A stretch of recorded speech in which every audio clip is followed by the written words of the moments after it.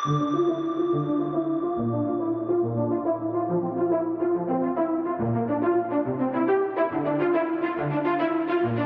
is the Multi-Faith Matters podcast. I'm your host, John Moorhead.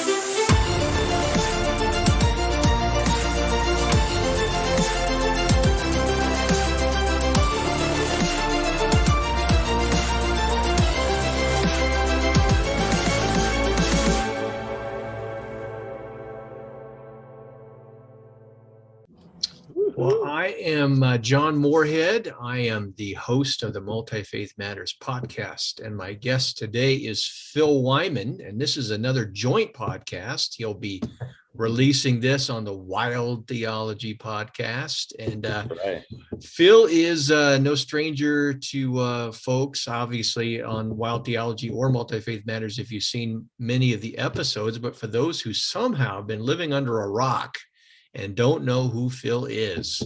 Phil is not only a good friend and colleague, but he's a former pastor at The Gathering in Salem. He's had a ministry out there in Which City for many years. He's gearing up to do some travel and spend some time in Wales, and we'll give Phil a chance to share a little bit about that after we have our conversation, and maybe even invite folks to get involved in supporting this exciting venture. So Phil, welcome back to the podcast. You know, I was thinking it's probably the people who are living under the rocks who know where we are, who we are. That could be. That could be. So Does that mean they're stoned? See what I did there? Yeah, you know, that's probably true too. Yeah, that could be. Being stoned might help appreciate what we're doing a little bit more. But today, Phil and I are going to talk about a topic that came on my radar in an increasing way recently. We're going to talk about liminality.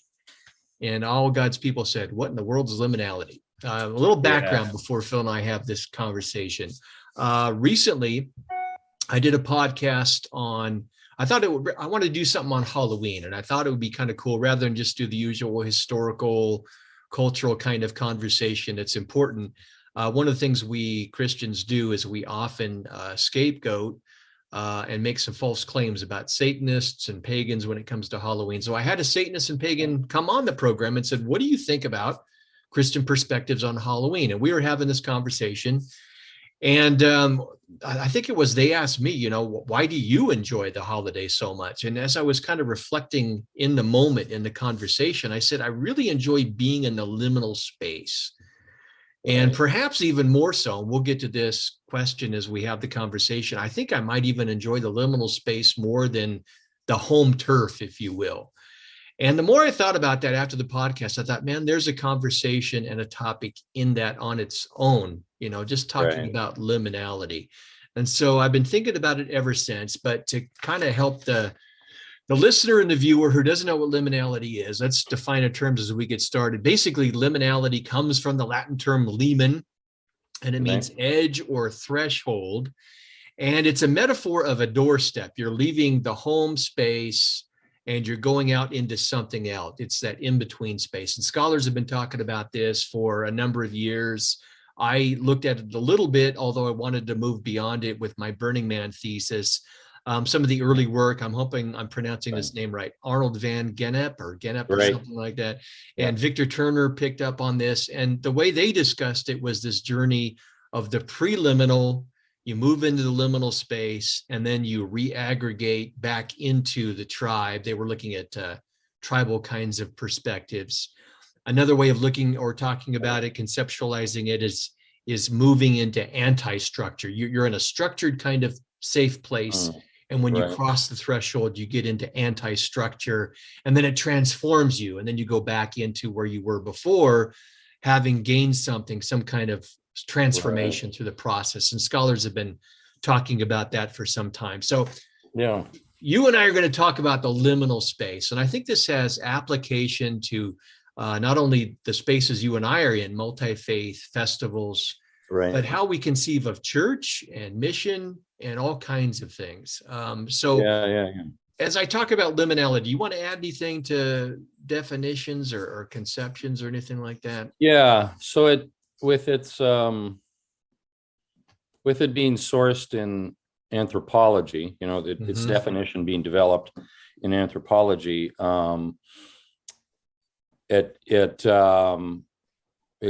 It's rather interesting for me to look at it from that perspective, with I suppose both a looking at it as it has lessons for me, as well as I have some critiques of the way it's been perceived, or the way it's been presented to us. For Genep, it was the liminal was that space of transition. The place where we utilize the root word is in our word preliminary. That's so he had a categorization, Genep did, of the preliminary, the liminal, and then the post-liminal. And so the liminal was the space where you've left something and you're not quite defined yet. Right. And or at least you're not quite initiated if it's religious. Of course, he expanded it beyond the religious to social changes in society and cultures. It wasn't just a religious transition. And then post-liminally, now you have an initiation or a transformation into a new thing, right? And then when Turner comes along, he seems to give it, or at least this is one of the critiques, he gives the liminal space a positive category, that the transition is towards something better. That's kind of the way he's looking at it, because he's looking at religious transformation and people looking for something better.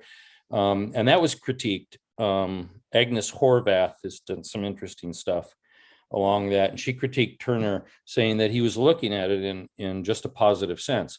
And so I did tend to, like when I was writing Burning Religion, I didn't utilize the term because I found it tended to carry that dynamic of positive transformation, whereas I was looking at the liminal space as both potentially positive but potentially negative, and it was kind of a dangerous space, right?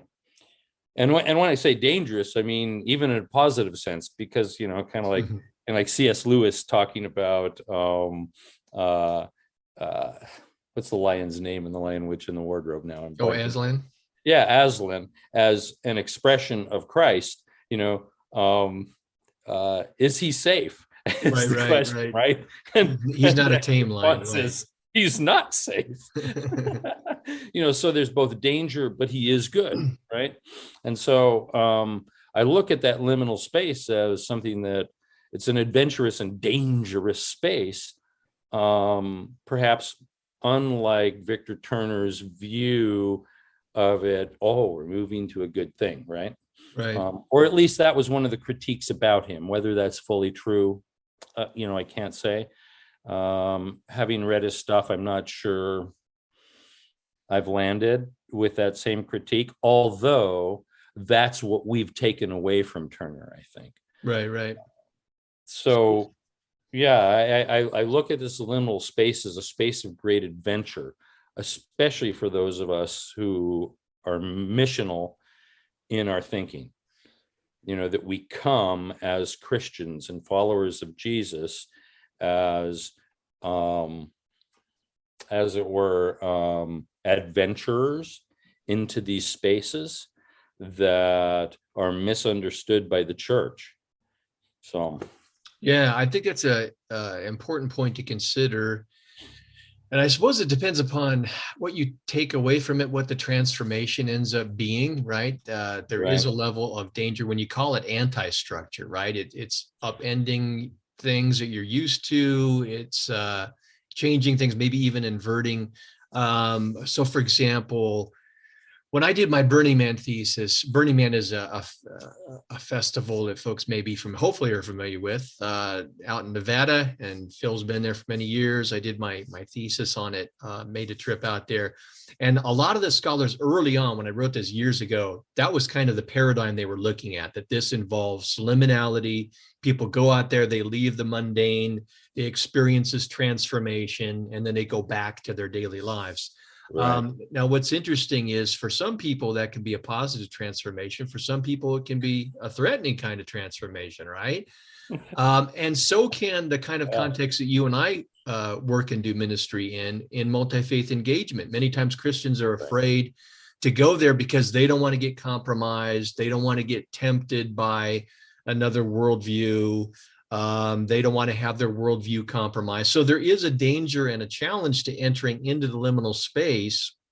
And I think we need to acknowledge that. But at the same time, aren't you and I saying that sometimes in the right way, that there's value to going into the liminal if we open ourselves up to the possibility of positive transformation that can come through the challenge? Yeah, absolutely. I don't want to, on one hand, negate the danger of liminal space, but I don't think, in some sense, as Christians, we don't have an option but to enter some kind of liminal space. So for me, when I was processing this, when I was writing Burning Religion, I was talking about this in-between space that I described as having, it was an unnavigable space that we actually could not cross. And this is where we find all the struggles between right and left in politics, between religions that hate each other, between politics and religion, those different things that all battle against each other. And I purposely used the terminology unnavigable space because I think that it cannot be gapped, but because I think, much like, somebody in scriptures, what is the impossible is possible with God, right? So if I say that space is possible humanly to traverse, in some sense, I've said that salvation is a natural rather than a supernatural thing, right? And I think that's what we're left with in a missional context, in crossing over without necessarily becoming the other, much the way that Christ crosses over with God to bring us into relationship with God. Yes, he becomes human, but does he become sinner? No. But he crosses over to the sinner, right? And it takes this miraculous transformation. If I say that gap is possible for us to traverse across, I've made it, for me, I feel like I'm making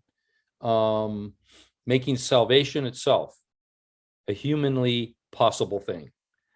So I'm always looking for this, I'm treading this line of, we need to do it, but it's impossible. Because we need that salvific work of God to be the person who can stand there and in one sense become the other without fully becoming the other. We understand the other. We don't necessarily behave as the other. We don't necessarily fully embrace it. So we're stuck between the preliminary and the post-liminal, right? Right. We are in this middle space because that's, in a sense, I believe, where God lives. Well, I think, what do you think about this idea? I think ideally, in the past, scholars have talked about the liminal in terms of literally physically being in spaces with the other. Right. I think in the age of the internet, we need to also be thinking relationally and not just geographically, spatially. Right, so, right. for example, a podcast conversation with a Satanist or a Wiccan or what have you, or some, digital exchange in an ongoing way can be a form of a liminal relationship. What do you think about it? Yeah, absolutely. And of course, with the COVID season, we were forced into that kind of thing. Right. And some of us leaned into it because we're doing this work now. What else do we have? Right. Right. So absolutely. And I know there's some scholars that are working along those lines of, this liminal space and the internet. So, there's in a sense where we are anyway. And because our world has been made smaller, or maybe our worlds have been made larger by the internet, now we can, traverse this globe like we're doing right now. You're sitting near Salt Lake and I'm sitting near Palm Springs, and and here we are discussing, our ability to do that is pretty important, and it's transforming us. It's bringing us into that space between what we were and what we become. Yeah, and to give folks examples of the kinds of liminal spaces that we work in, again, you've been in Salem, Massachusetts. You go to the UK frequently. You're reaching out to pagans, to festival goers. My liminal spaces have been with pagans in the past. More recently, I've had some conversations with members of the Satanic Temple, right, Latter-day Saints, and so on. In those contexts, what kind of reactions have you had over the years to the liminal space? Has it always been positive, or have you had some more fearful moments, or what's that been like for you? Of course it hasn't always been positive. So a lot of this was, it was started when I first became a Christian, which was 1980, and I was 21. And really quickly, I mean, within less than a year of being a Christian, I was involved with, at that time, some of the same groups you were involved with. It was like, Saints Alive and Ex-Mormons for Jesus, right? And for me, it was like, now I'm engaging these things that I'm most passionate about. I was raised in another religion, and now, I'm going to enter into engaging people with another religion. So it's funny to, we're both talking about dealing with Latter-day Saints, dealing with neo-pagans. I mean, we're going right and left, right? Right. Both politically, or at least typically that way. And so I spent a lot of time in Manti, Utah. And that was with the spectrum of the Mormon church, from the the Tongan community that would come down to the Manti pageant, to the polygamists who were living openly with their church in Manti, getting to know them. And in one of the first times I went there, I had the combination of we'd really like you to move here, to somebody telling some story about me, and the people who were running the festival at Manti saying, if you do any more of that, we're going to arrest you. I was like, what? I did, so I saw that, but then, obviously, when beginning to engage neo-paganism in my transition from, pastoring a church in Carlsbad, California, and then going to Salem in 1999, I started by studying neo-paganism, kind of from anthropological missiology, and writing a paper about it and getting to know the people. And of course, there were a lot of Christians saying, how can you be a Christian if you're befriending that group of people? It all hit the fan when I moved to Salem, and about 6 years later, I'm being accused of being aberrant in my theology, and my own denomination simultaneously does two things. On one hand, they give me the largest grant for mission work, evangelistic and mission work that they'd given up until that point in time. And simultaneously, I get accused of being aberrant, and our church gets tossed out of the denomination. So both things are happening. The right and the left hand in the church, in a sense, don't know what they're doing there, right? They're not communicating with one another, and it becomes too hot to handle. And that's where the Wall Street Journal story comes up, on Halloween Day. Befriending witches still a problem in Salem, Massachusetts. So yeah, I've seen both the side where people, they get it and they say, wow, I want to be a part of something like this, and the side where people say this is dangerous, and that must mean you're dangerous too, and if you're dangerous, you must not really be a Christian. So I've had people from my own denomination literally hold up the finger like this, as though to ward me off like I'm a vampire. Yeah, well, I was going to ask this question a little bit later, but that your response there is a natural, entry point to it. I've often wondered if some in our own tribe, if other Christians look at how much time we spend in the liminal space with people in other religious traditions that are threatening to their worldview and their sense of spiritual purity and fears over contamination and all of that, valid fears, but you can't let your fears overtake you. I wonder if there are times when they look at it. There's also one of the things I look at is monster theory, which is starting to move from looking at horror films into other disciplines. So, for example, philosophers of dehumanization are saying, are we monstrosizing others, whether through race or religion or what have you? Are they looking at the monsters, if you will, of pagans and Satanists and Latter-day Saints, and moving from that concept of, well, these guys spend a lot of time in this liminal space with these people, maybe they're monsters too. And so are they monstrosizing us? Are we viewed as problematic? And maybe even more so because we claim to be Christian, right? These other people aren't, but you spend so much time with them. Maybe they're wolves in the fold, wolves in sheep's clothing. So and sometimes I'll jokingly refer to myself, I'm not a wolf in sheep's clothing, I'm a sheep in wolf's clothing. I've inverted this whole thing. So I can walk into the spaces where the dangerous other, according to my tribe, born again Christians, doesn't view me as a threat. We view them as wolves. Well, to my Christian tribe, I better throw on my wolf coat. I think I remember seeing a Far Side cartoon with that, where there was a sheep with wolf clothing on walking into a group of wolves. And sometimes I feel like that, at least as I'm viewed by my own, right?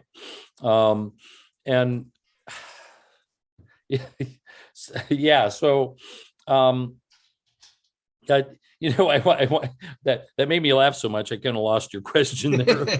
The question really quickly is, do folks, if they monstrosize, if you will, people in other religious traditions, if we spend so much time with them, is there a tendency to maybe look at us as monsters and maybe even more dangerous because we're in the Christian fold? Yeah. So when we moved to Salem, Massachusetts, back in '99, we spent a couple years with a small team of people that was going to come with us, and we would meet minimally once a month. As it got closer, we were meeting weekly and talking about the process of what it was to move into a place where neo-pagans were a cultural force. They weren't they're certainly not the majority of people in Salem, but they are a radically large minority with incredible influence. And the largesse of their minority group, maybe you look at 5 to 10% of the people in Salem identifying as witches or neo-pagans in some way, but that is Depending on statistics that they look at, it's almost 1,000 times larger than your average city in the United States, right?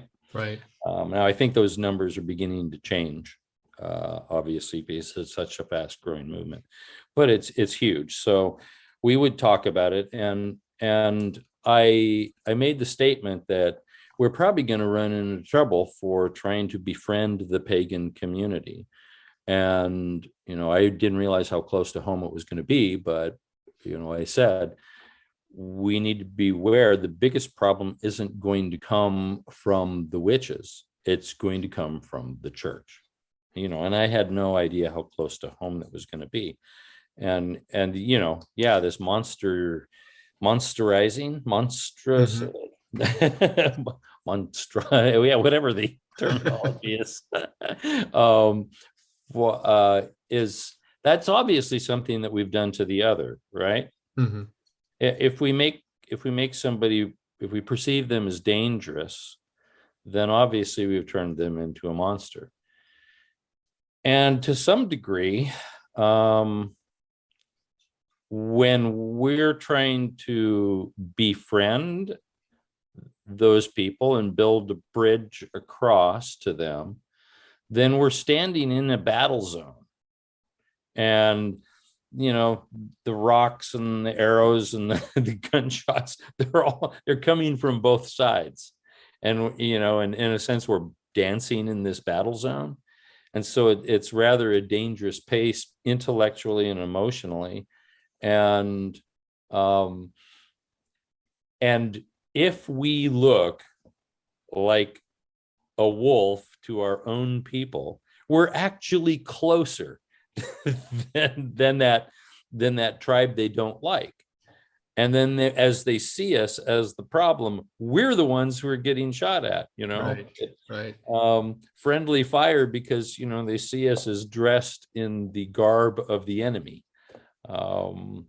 So, it must be, like the place of a spy who goes into the other side, and his own people don't even know that he's a spy, right? Do we look like that to our own people? Right. In a very real sense, I'm not trying to be a spy. I'm just trying to be a friend. Right. But I'm perceived in that perspective. The other looks at me as a spy, and my own people don't recognize me as being one of them. Right. And the danger is coming from both sides, Yeah. Well, stuck in the middle with you, clowns to the left, and jokers to the right. Here I am. Yeah, I've been in the same spot. I mean, you have too. I mean, I remember when I was in seminary, I wanted to do some different stuff for class assignments. And I think it was in my missions course, we had to write a paper about engaging a group. And I didn't want to do Latter-day Saints. Everybody does that in Utah. And I had paganism on my radar as a research topic. And I had begun a series of online exchanges with a local heathenry group that met close by. And I said, hey, would you mind? I have this course assignment. I'm supposed to come and do participant observation like an anthropologist. Would you mind if I came to your next gathering? And they said, yeah. And I went there, and we developed a relationship, and they invited me to a weekend retreat that they had on a Saturday and asked me to come up and just speak as a different kind of Christian, which I did. And I came back and I blogged about it. And this Christian who wrote his comment was brief, but it communicated exactly where he was coming from. He wrote "birds of a feather ... And there's that, yeah, you're going to a pagan gathering because we know really you're a pagan, right? So it's that whole thing of you spend so much time with monsters, man, I think you're a monster kind of a thing. So I think that dynamic can be problematic in multi-faith context with liminality. Yeah. And I found that it seems to be coming from two different angles, because I've been accused of, being that dangerous other, of course, more commonly by what we would call the fundamentalist Christian, right? And so I must be doctrinally a real problem. and so I've got to be enough of a heretic that I don't belong in the faith. But then there's like, from people who would be liberal in their theology, they have a cultural reference of which they're trying to defend the culture of the church. And I must not fit within that either, because that dangerous other is culturally dangerous. They don't look like our tribe and do things like we do. Yeah, and that I found that I think in my relationship with some of the people in the UK, that tends to what happen in the Anglican Church. Some very liberal bishops or pastors of churches are, giving the cross fingers and, saying, stay away from me, despite the fact of not holding a conservative theology. So we're stuck in the middle, both culturally and theologically. And people are looking at us as dangerous. Well, I suppose it's better to be given the cross finger than just the finger. I mean, we got to look at it positively, right? In a sense, that's what they're doing. That's true. Yeah, it's a sacralized version of the finger, the secular finger.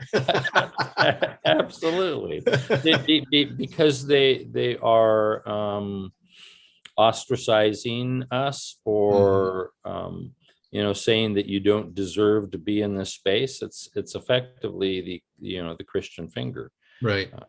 That's happening in that moment. Yeah.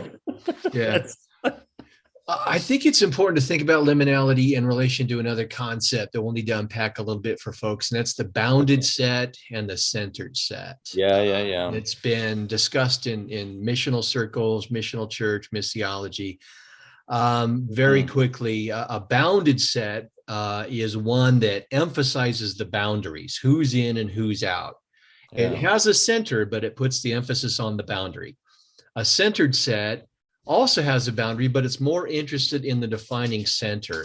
So in application to what we're doing, thinking about it in terms of church and mission and conversations and relations with the other, I think many Christians and many churches are pursuing a bounded set. They're concerned about it's us and them, they're on the outside, and we want to make sure we got a very strong boundary that we have to constantly reinforce. And when we relate to the other, it's more of an effort to pull them on our side of the boundary. It's an evangelistic raiding party, if you will. We'll go out and pull them, and once we absorb them and pull them into our worldview, that's the way it's supposed to be. Then there's the centered set that says, yeah, I'm concerned about boundaries too. Everybody has boundaries. However, I really want to emphasize the center, Christ. And the boundaries are porous, and it's more about where am I and the other person in relationship to each other and to the center.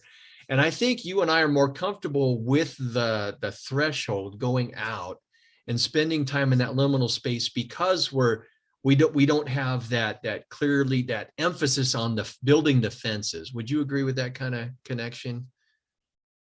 Yeah, and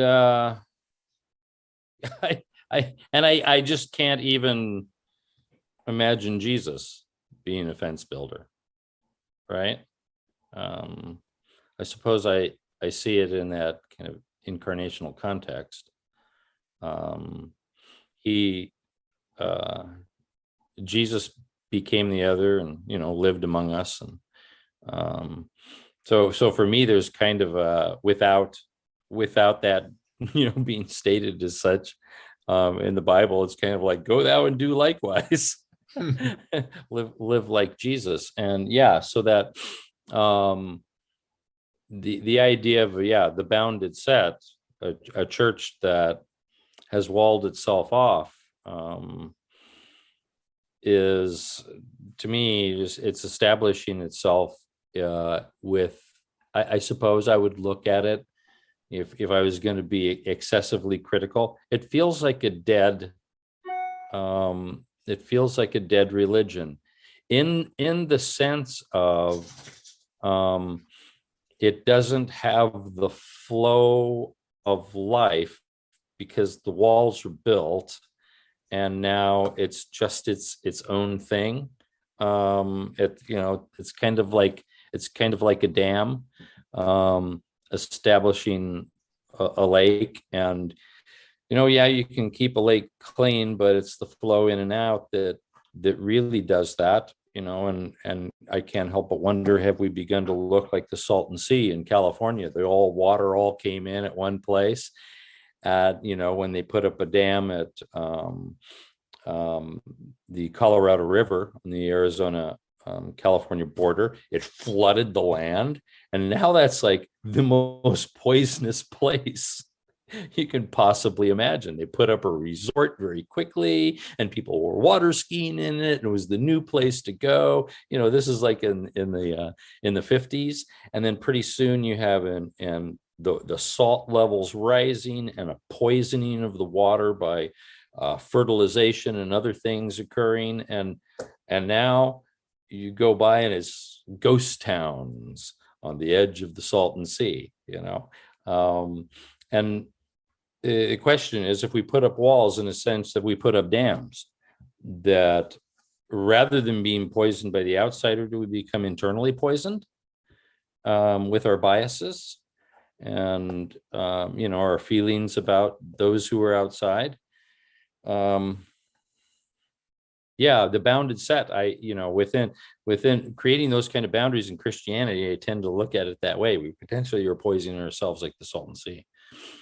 Yeah, and I think it's not just churches, it's individual Christians as well. I think the assumption is the bounded set is the way you go about it. How many times have we heard, well, invite people to church, right? We don't go meet them where they are. We don't enter their life spaces. It's bring them into the home turf. That's where all the really important stuff happens. That's where their transformation is going to happen. Never mind the need for our transformation and being open and entering into others. So I think that bounded set's kind of the perceived modus operandi. Right. Yeah. And I never identified with that. Yeah. When I became a Christian, I was doing any crazy thing to take it out. I remember one time I'm a brand new Christian. This guy walks up to me and he says, Did you ever go street witnessing? I'm like, what? What's that? He says, well, it's like when you go out in the streets and, talk to people about Jesus. And I'm like, I'd probably been a Christian a couple months. I'm like, wow, that sounds really exciting. Okay. So I grab a pile of friends and we go out onto Hill Street. That's what it was called at the time. It's now Coast Highway in Oceanside, California. And every weekend they'd release all the Marines, in a sense. And it was just packed, wall to wall Marines walking around. I say, let's go out to Hill Street, and they were like, somebody was bringing hookers from LA and San Diego into Oceanside on the weekends because there were so many Marines. Right. And so we'd be wandering around just talking to people about Jesus, and it was to the Marines and to the hookers. And so what happened at that point was, I dragged about 6 or 7 friends that I worked with, that I went to church with, and, out onto Hill Street. They lasted about, a couple of months, maybe, coming on and off. I think I did that for 2 years. Almost 2 years, at least a year and a half, every single weekend, like Friday and Saturday nights. And the payday weekends, was like crazy. It was just wall to wall Marine Corps until, Camp Pendleton finally said, sorry, Hill Street is off limits on the weekends. So yeah, for me, it was, how do we get the go back in the gospel, right? Right. Whatever we create, instead of the gospel, it's the stopsel. It's, we're inside here, stay in your walls, we're so I wanted to go back in. So any time I could go, and so that's where I ended up at Manti and hanging out with Mormons and hanging out with people at the Self-Realization Fellowship and Encinitas. These were places I wanted to be. That for me was trying to break down that barrier of, I wouldn't have looked at it back then as a bounded set, but I was frustrated by the fact that we weren't engaging a world around us.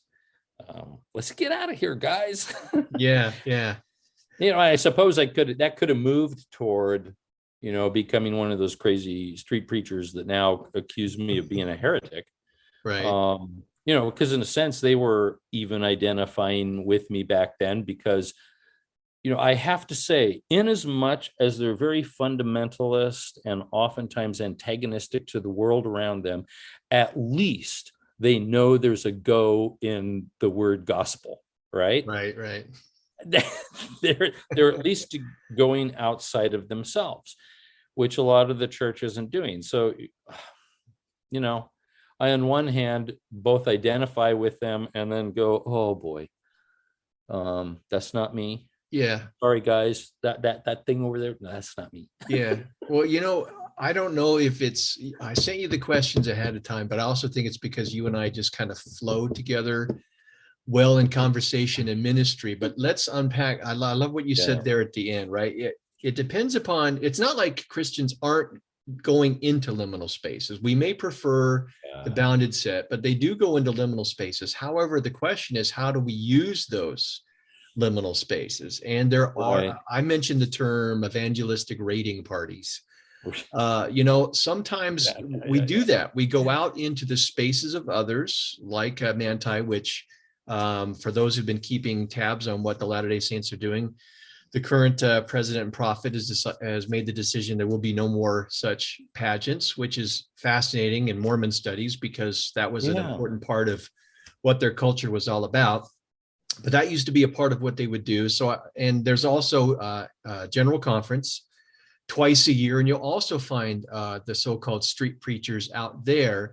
Right. And they view what they do as a form of evangelism. To me, it's more like apologetic denunciation kind of thing, very judgment oriented, very confrontational and in your face. And I would not consider that a good Christian way of going about drawing upon the liminal space. Your thoughts, Phil, on that? Yeah. On one hand, I have to, I suppose, feel the tension of the street preacher who's wondering, where is the repentance in today's gospel? I sometimes feel that when I'm watching, I don't know, Christianity on TV. Right. Yeah. I want to go there with my signs. Right. Repent, you sinners. I want to speak to it and say, boy, is this the Jesus that we should be promoting? But then the same thing happens on the opposite side, where they're out with their signs, repent, you sinners, and they're speaking to the other, right? The person who's not a Christian, the which it would be in the big O other, the person that's radically different than me. Right. And somewhere there's something in between that looks like Jesus, where we love and befriend, and yet are willing to say, do you think that's the way to go? As well as being open to a critique to my own religion. For me, that's been pretty important. I could get a lot of trouble for this, and I do get a lot of trouble for it, to say that I've learned a lot from neo-pagans, and I learned a lot from Mormons about weaknesses of my own tribe and things that they did better. Does that mean I'm going to have a doctrinal transformation that will, make me believe that I'm going to have my own planet and many wives someday? No, or that I'm going to start practicing neo-pagan magic with the corresponding elements and get my smells and bells and whistles by force of will, trying to change something, and transform my concept of prayer through that. No, it doesn't mean any of those things, but there are fundamental issues of how people gather together and how they treat one another that they critique about my church. And I just got to look at them and go, dang, you're right. I want to present a different kind of Christianity. So I spend a lot of time, making the apology the new apologetics. That's by saying, I'm sorry. Yeah, that's us, but not my version of us. Yeah. So, I have to admit, and when I do that, I find that others do that as well. That's where some of the pagans go, we got some messy things in our own tribe as well, and and now an open dialogue begins to occur. Mike Steigel, who used to be the president of the Pagan Federation, good friend of mine. I stay with him, Mike. When I'm over there in the UK, I stay with him and Julie, and we've spent a lot of years talking about, yeah, we're messed up, and he'd go, yeah, we're messed up too. and that's it. That's such an important place to come. If I can't, and I think that's part of the breaking out of the bounded set. When I step out and I go, yeah, look at my tribe, we're a mess, aren't we? And I own it. Then the other can say, oh, yeah, we see that. And they start to open up and go, sometimes we're a mess too. Well, now we have dialogue about the real things of life. And we've crossed over the place that, you and I have talked about the usage of the word multi-faith versus interfaith. Right. Because sometimes interfaith is, let's only talk about the good things together. Right. And multi-faith is saying, no, let's talk about the problems we all have. But if I'm going to talk about the problems, I start with me. Look at my tribe, me and my tribe, we're a mess.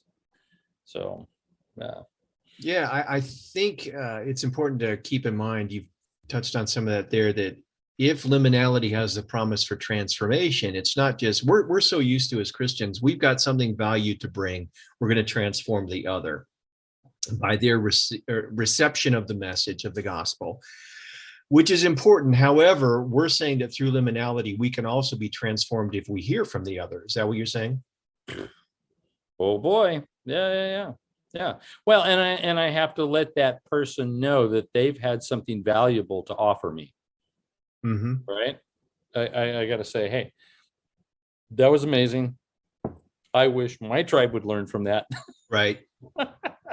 So, and typically that radical, that big O other, whether it's neo-pagans or, it could be something like goth culture or, I mean, there's all kinds of, sometimes gypsy culture and when I use the word gypsy, I need to be careful. In the US, the Roma don't like the term. On the other hand, Billy Welch, the Shara Ram of the Appleby Horse Fair in the UK, utilizes the term gypsy. And, so because that's a group I know a little more about, I use it because they use it.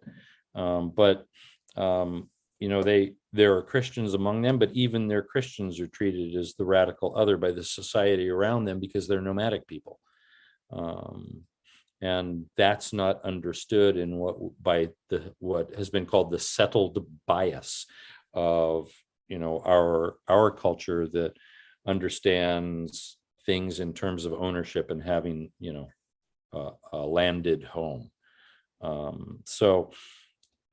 There's those boundaries are Right. are killing us. Yeah, and I think again, it's where that whole monstrous thing can get in the way. Mm. because we Yeah. perceive some groups as so monstrous, maybe even the embodiment Yeah. of Yeah. spiritual Yeah. Yeah. evil, that we can't learn anything from them. You know, and there are certain, especially for evangelicals, there are certain religious groups that are boogeymen for us that are, you know, we're fearful in general, but there are some groups that really push our buttons. And one of those are Satanists. And I can say, in all honesty, that I have learned some important lessons from looking at the Satanic Temple. As much Yeah. as they are very good at pushing Christian buttons, they're Yeah. also very good at challenging Christian privilege in the public square, not Right. only Right. through legal action, but through the kind of performance display that they do, which is kind of Right. interesting. And so, on the one hand, I'm not saying that I want to become a member of the Satanic Temple, but on the other hand, I can say that I think some of what they're doing has value, and we as Christians can learn from it Yeah. Yeah. if we bring the right mindset to it. And I think being Sure. in that liminal space with them can be transformative in a positive way. Yeah. Yeah. And you're talking specifically about the Satanic Temple that was in It's Salem. headquartered in Salem, yes. Yeah, yeah, yeah, which is a fairly new group, and so they're an interesting, I suppose, analogy to the, um, you know, to the person who would be missional and stand in a space between the church and the big O other, because when they came into Salem, and it's still very much the case today, when they came into Salem, um, the witches and neo-pagans were like, wow, get these people out of here. And they were going, that's not us. Right, right, They don't represent us. And in a very real way, they don't. There's, right. Satanism and neo-paganism don't have a common thread, really, for their beginning points. And if anything, Satanism is a kickback against Christianity, an inversion of it, as opposed to, something other based out of ancient paganism. But yeah, I watched that. The Christians didn't like them. The witches didn't like them. Yeah. and so they had a rather difficult time making any friends in Salem. And it really hasn't changed significantly at this point in time, but you can find them out on the streets with the table, in October when all the crowds are coming, to talk to people about the Right. Satanic Temple and their Yeah, view. it's complex dynamics. I mean, I recently had a conversation before we recorded the podcast with a witch friend of mine, and she was describing, she appreciates the work that I've done with that group, but she said, there was a tension there with the pagan community, and I get it. I understand. You're trying to establish your own identity, Right. and dispel stereotypes, and then somebody comes in that just problematizes all of that and creates more problems. Yeah. And when anthropologists are identifying them within a neo-pagan kind of a construct, right, then for the witch, they're the equivalent of our Westboro Baptist Church or something like that, right? Or maybe our Jim Jones. That's kind of how they look at it. Right, right. Oh, that's Christian. That's pagan. It's kind of like we go. People say that's Christian, and then we go, wait. Yeah, So, for folks who want to pursue more, Joseph Laycock's got a great book, Speak of the Devil, I think, if I remember correctly. Is a great little book that I would encourage. In fact, I had an interview with Joe where we covered a whole range of the interesting topics that he covers, but that's another podcast. But let's try and make some application here for listeners and viewers. We've got an American church that is struggling with its credibility and its identity, even though many times it doesn't recognize it yet. I just wonder what it's going to take for pastors and denominations to realize that it's not just we're being picked on, that we've got some serious problems. What kinds of things would you like to see the American church do with the liminality? The church itself, maybe mission organizations, what kinds of remedy and positive aspects can appropriate uses of liminality provide for the church? Tough one. That's huge. Just a few thoughts. Yeah. Well, so in some sense, there's a number of us who've been coming to Salem, for now it's 20 something years, engaging on the streets during Halloween.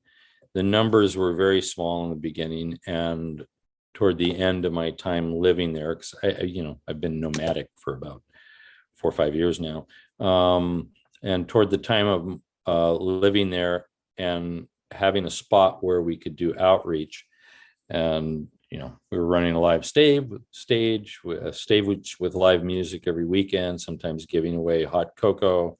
One year it was like 10,000 cups of it over the course of the month. And it was our invitation for people to hang out at this party. Then we'd have these spiritual encounters that were based out of a missional construction. It was basically saying, come meet us and let's talk about spirituality.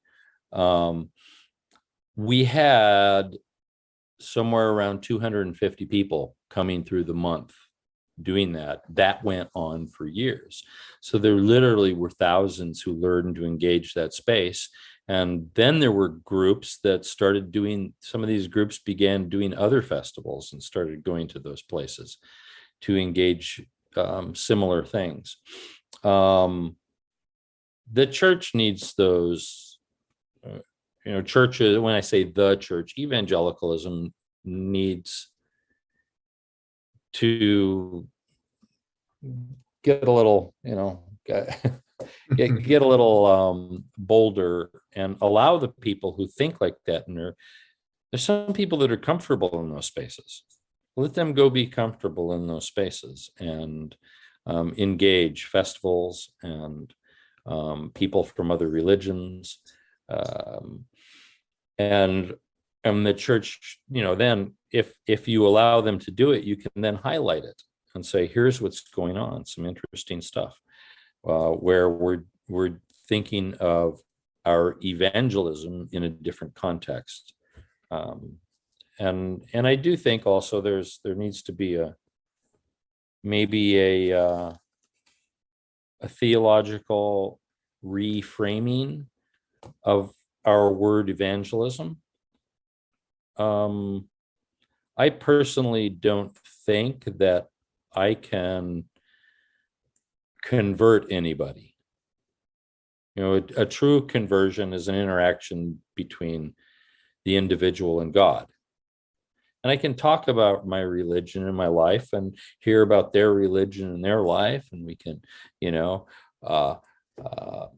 identify similarities and contrasts, and make friends with one another and hang out.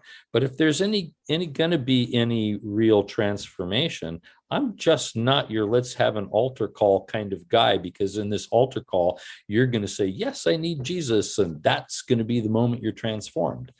I can't guarantee by that outward action that anything is going to happen. And the altar call is, really a brand new thing in culture. It's maybe 100 years old in the way that we understand it. The altar call is Finney didn't really do it. We give him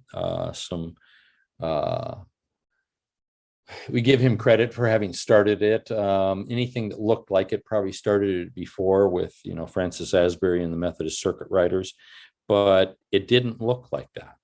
And a person was asked to kind of work out their salvation with fear and trembling, get on your knees and have it out with God, right?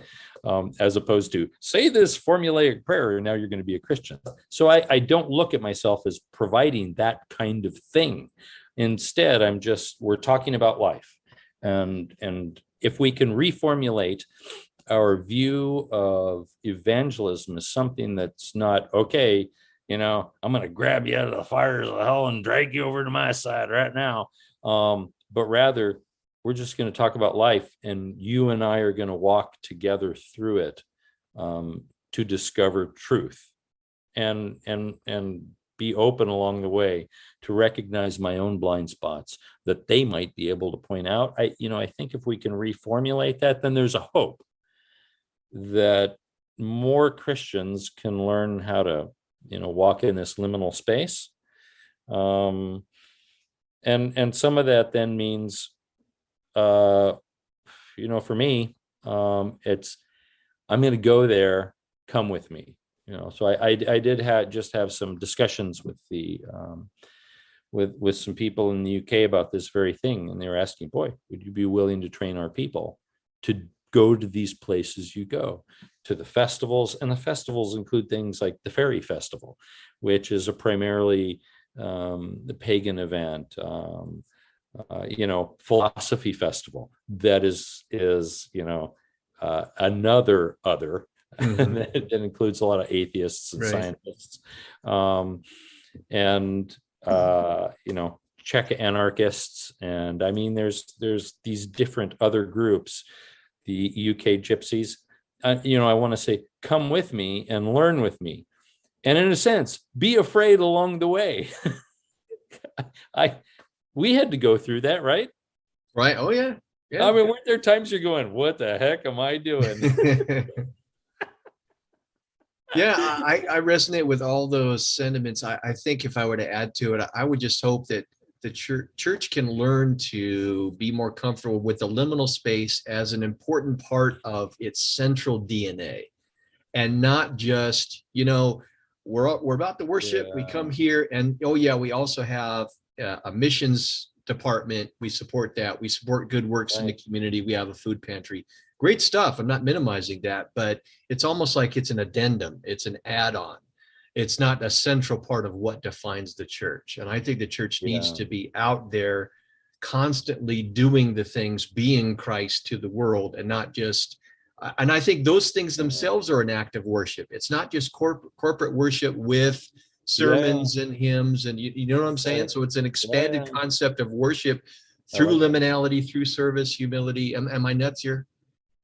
Oh, I love that. I absolutely love that. And for me, it's almost unfathomable to think that we don't understand that, because early on in the development of evangelicalism, we were the monstrosized other, right?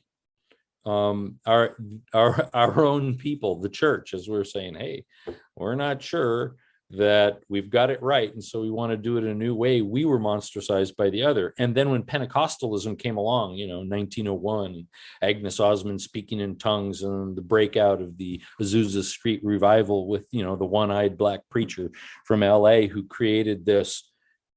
Didn't create it, just kind of happened. He was like, what is going on? And people of all races and societal subgroups were coming into this crazy thing that was happening, and it was monstrosized both by the press and by other Christians. G. Campbell Morgan made a statement about the Pentecostal movement. He called it the last vomit of Satan upon the earth, during the end times. Wow. So we have been there as that, which to me would say, why don't we, if we could remember that in our own history, we would probably identify with the outsider and be able to hang out with them in peaceful and in an identifying way, rather than an oppositional, identificational engagement with the person who's not a Christian. Right. Well, let me get your reaction to one last thing on liminality, and before we talk about close with you telling folks about what you got coming up. I found this book, for those of you who are watching via the YouTube channel here, came up this year. It's titled Crossing Thresholds, A Practical Theology of Liminality. And it's got multiple contributors.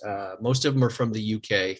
And I think these are folks we're going to have to try and connect with. But there's one point in the book where they quote Timothy Carson when he says this: liminal reality can offer people of faith, and especially those in leadership positions, a hermeneutical key and a pastoral method. Your reaction? Yeah. So when I wrote Burning Religion, when that came out 2015, I'd been working a number of years on that terminology that I use, wild theology. And I suppose I really was talking about, to a great degree, liminality, although not utilizing that terminology, because as I'm developing this wild theology, and that was the first of kind of a trilogy of books I want to put out on the subject, I was looking at developing my theology as, I suppose I would look at it in this way. A good way to describe it is, Calvinism tends to view the development of theology from a construction of who is God, and in that dynamically radical otherness of God, we've created, our 5 points of Calvinism. Humanity in contrast is in total depravity and is totally other than God and cannot relate in any way whatsoever. And then you've got your unconditional election. He just decides who and chooses. And then the limited atonement. Christ only died for a certain number of people, and those are the ones who will be saved. And the irresistible grace. Can't resist his grace. You're going to be saved if he's chosen you, and the perseverance of saints. You'll run along with it. And then your 5 points of what were later attributed to Arminius, though he didn't, kind of like Calvin, he didn't lay out any 5 points. But then the construct was different. You had free will, and everything was in direct opposition to it. One was built from the construct of we're going to look at the radical holy otherness of God, and one was built from looking at humanity and, this is how we think God deals with man. So it's kind of like looking at theology from both sides, and so my wild theology is really built out of, I suppose, a bit like the Orthodox Church, the space in between. This space of unknown, the liminal space, is where the wildness comes from. And in a sense, I kind of look at my theology as developing out of there. It's in my experience of the middle. So that very thing, when he's saying in the liminal space, we'll find things that will help the church. Boy, I really identify with that. I'm developing my own theology out of liminal spaces, out of that impossible place, and in a sense, out of the mysteries, both of God and of the other person, right? So that's great. Yeah. Yes. Well, and for my part, that idea about being a hermeneutical key. I haven't read the book cover to cover, but I have thumbed through good portions of it. They primarily are looking at how we can approach scripture, which is a natural place for hermeneutics. However, right, I think it's a hermeneutical key, not only for how we interpret scripture, how we interpret the other, how we interpret church, ourselves. It can have a lot of possibilities. So I don't think you and I can say enough about the importance of this idea of the practical. I always found it interesting that there is a sub-discipline called practical theology. Right? If it's not practical, it doesn't seem to be real valuable. But right. Yeah. Excuse me. That's right. We've got this good other theology over here, and then we got the practical stuff we'll do on the side. Right. Yeah. To me, it's also kind of like an anthropological missiology is what? It's not what? It's not naturally a part of missiology. Excuse me. That's right. Well, I will include a link to this book here, Crossing Thresholds, for folks who want to pursue it. Yeah. I think I'm going to reach out to the contributors just to let them know. Oh, yeah. See what happens. I was looking at names and thinking I need to reach out to them as well. Yeah. So you and I, great conversation on liminality. I want folks to hopefully connect the dots and think about it, whatever ministry context they're in. But I want to use the last few moments of our conversation. Tell folks about what you're doing with your trip to Wales and how they can get involved in that. Okay.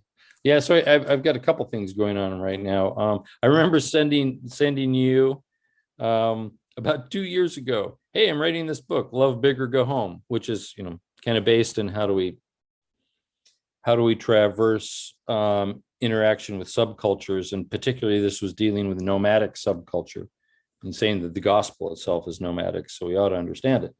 And then COVID came, and it's like, okay, nobody's going to be traveling. I don't think they'll publish this book. So I've gone back to it now, and I'm re-looking at it with some new academic stuff that's come out, as well as creating a chronological story of my travels and Priscilla the motorhome through the chapters. So that was complete 2 years ago. Now, in a sense, is being recompleted with a little bit of stuff that's happened since then. And then, so I'm on the cusp right here of moving to Wales. I'm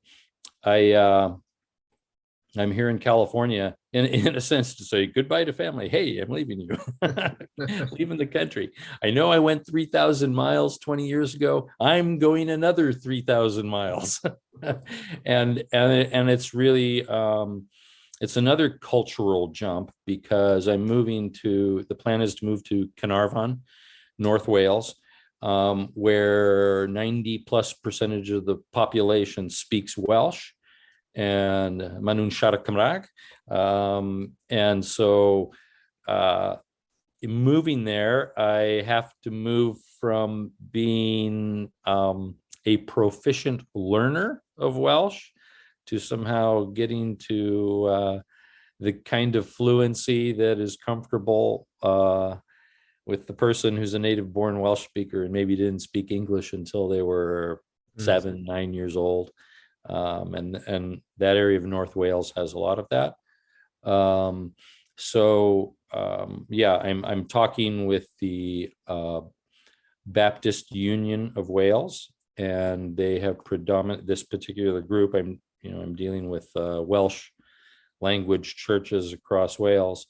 In the second year that I'm there, I'm hoping to do something similar to my nomadic travels with Priscilla the motorhome across the United States. I'm planning on taking a year. Actually, I want to do a year in a day. So I start on the same day and end on the same day, right? And begin a walk across Wales from village to village, staying with the people, walking with groups every day, doing historical things, having debates and discussions about things along the way.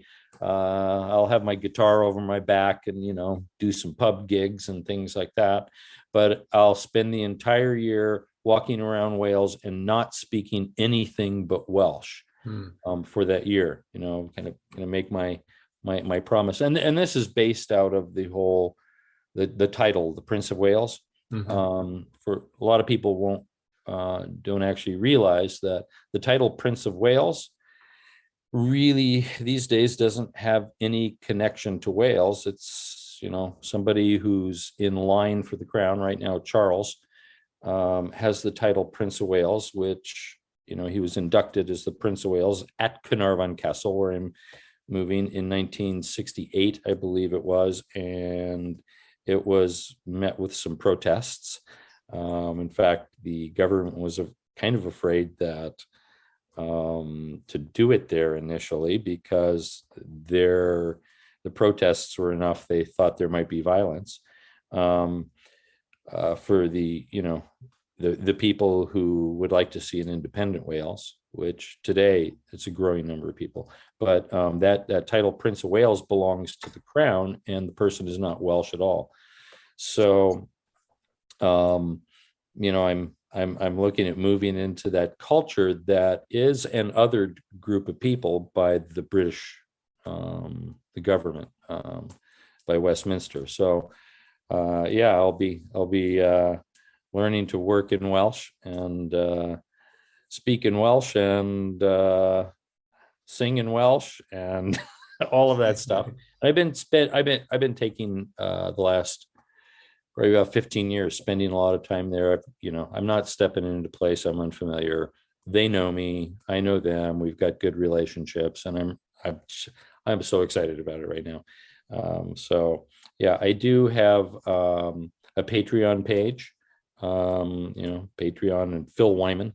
Shoot me a link afterwards, and I'll include it in the program notes. Yeah. And then from my book, Burning Religion, I have a burningreligion.com website, where I also, because this is, going to be an ongoing dialogue of kind of crossing boundaries, like Burning Religion, the book was about. I blog there about some of these things as well. So awesome. Well, again, we'll include links to that in the program notes as we set this up. This great conversation here that you'll find at both Multi-Faith Matters and the Wild Theology podcast. It's been great, man. It's always fun to have a conversation with you. Oh man, I sure enjoy it. Yeah.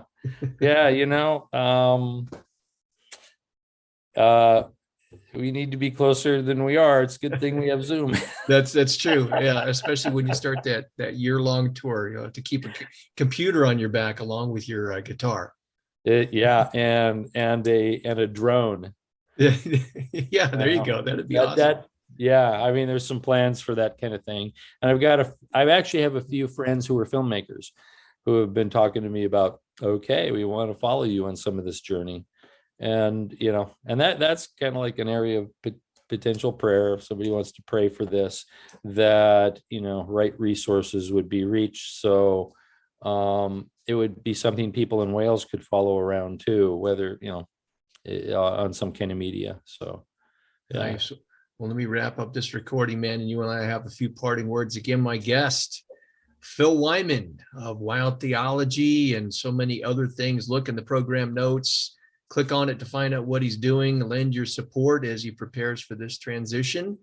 And my thanks to everybody who's listening and watching on whatever venue you happen to be. I'm John Moorhead again with not with the Wild Theology. That's Phil Wyman. This is Multi-Faith Matters. Thanks for watching and listening.